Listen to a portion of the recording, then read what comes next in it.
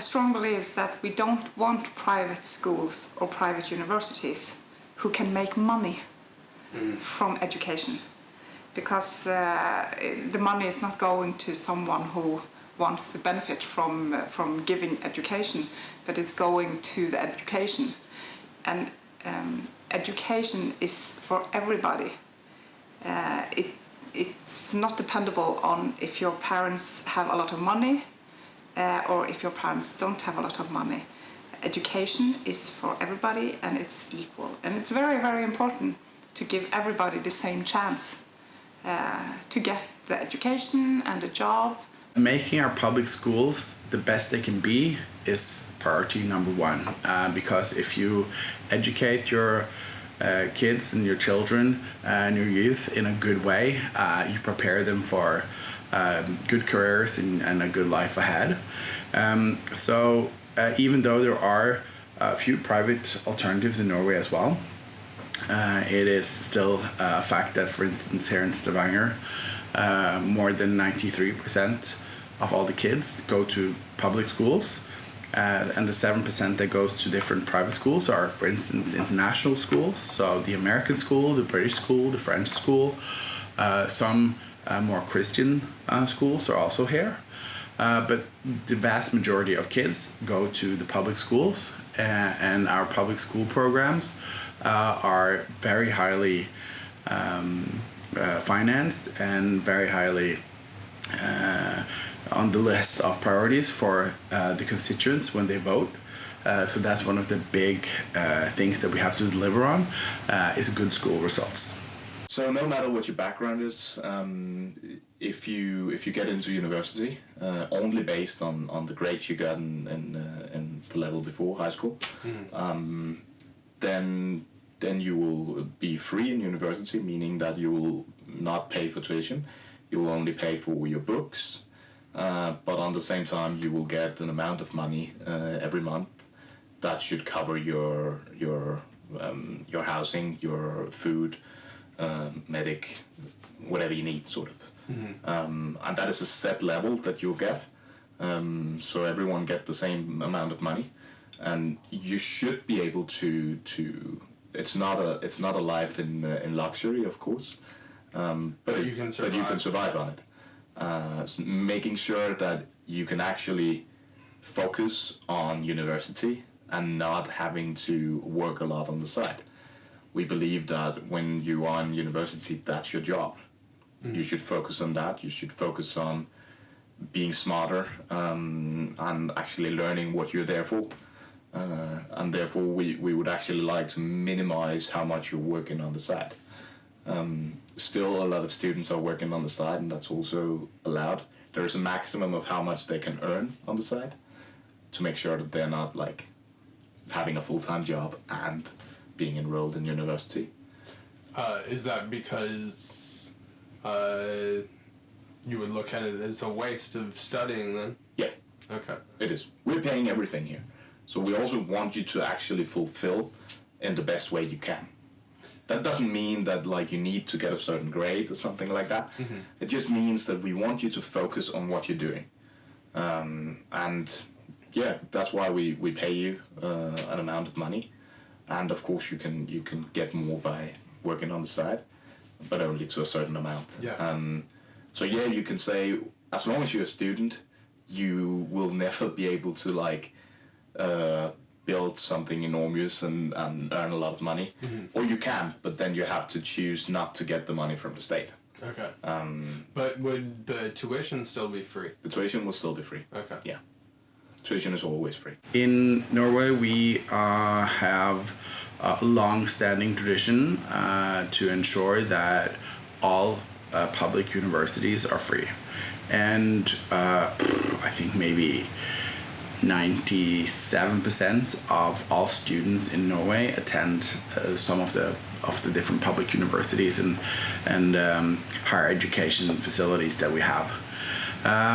Higher education is free and is going to remain free. That means that you don't have a annual tuition.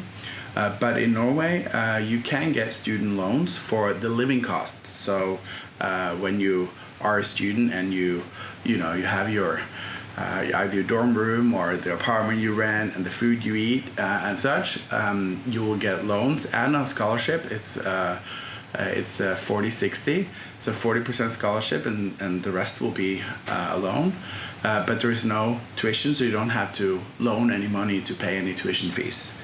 And of course, students have inexpensive housing. There's student housing. There is more inexpensive bus and train tickets for students, for instance. So even though it's not, it's not like a big fat check to live off a student loan, you still can get by fairly good and be able to go through higher education without a crushing debt in the end. Even though you will normally if you live by yourself, also have some student debt when you go out of when you graduate from higher education. Can you give an example of maybe the level of debt you would be at? Yes. Okay. Let me try to think what that would be around. I think you would have, let's say you do like a bachelor, a typical 4-year bachelor. You would have a debt after that of about, let me guess, between $20,000 to $25,000. US dollars? Yes. Okay. After a 4-year education, yeah. So, and then you will have, but then you would have received, that's when you have also received about the same amount, $25,000 in scholarships as well. So that's basically your living expenses for the 4 years. We are not debating if we are going to continue free university or not. It's not a question.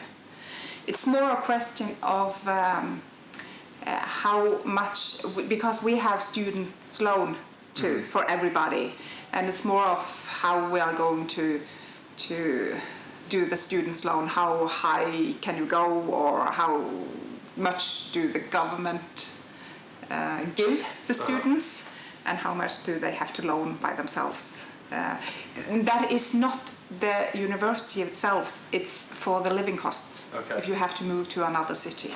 If you finish your education, some of the loan is given to you. Okay. I don't remember how much, but it is equal for everybody. The state, the national government, they prefer grants, so that when you build student housing, you can only build it for students, but you get a grant, but you don't get a very big grant, so you have to sort of make it economically and there's no gold taps and Persian carpets, but of a normal good standard. Normally the city or the region will provide the lot, the area where you can build, and the student housing is owned by sort of a trust, a sort of a local trust in the different cities where you have universities. You also have a student trust, so they own it and run it by the income from the students that they pay in rent. Everything goes into the student trust, and so they sort of run it and keep maintenance and everything. So it's a sort of everybody sort of chips in order to make student housing available. You actually just need to pass, and then you have you can try. I believe it's 3 times. You can try an exam, and if you don't pass it, then you cannot move on in your. But that's more based on the university, the degree you're taking. And then, of course, there is a maximum of how many years we're paying you. So you cannot be like, here we call them forever students, people who are studying all their life. that has become more difficult to do, and you cannot just continue an education. So there is a maximum of like that you need to fulfill. You can make it a bit longer, but you need to fulfill a 5-year degree. You need to fulfill within 6 years, and then you can. Sometimes we give compensation. And a 5-year degree is a master's. Yeah, that's a master's degree.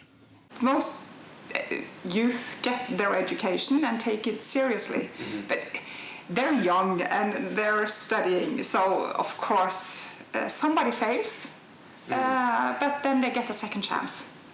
But I think overall, I think there's a belief in Norway that education is important, so they take it fairly seriously. In any system, I guess you will always have people who are working around it. And yeah, you can also work around this system. So yeah, we have seen people who have just enrolled in something, and then they don't show up for classes, or they don't go to the exams even, and then they can actually reach out to get like almost 2 years of payment, you can say, before we get to realize that you're actually not. You're not going to do anything with this degree, or trying to get the degree. So yeah, of course there are people doing that. The thing is that if you do that, then you're also shooting yourself in the foot, right? Because you know that if one day you wanted to take a degree, then this is of course remembered.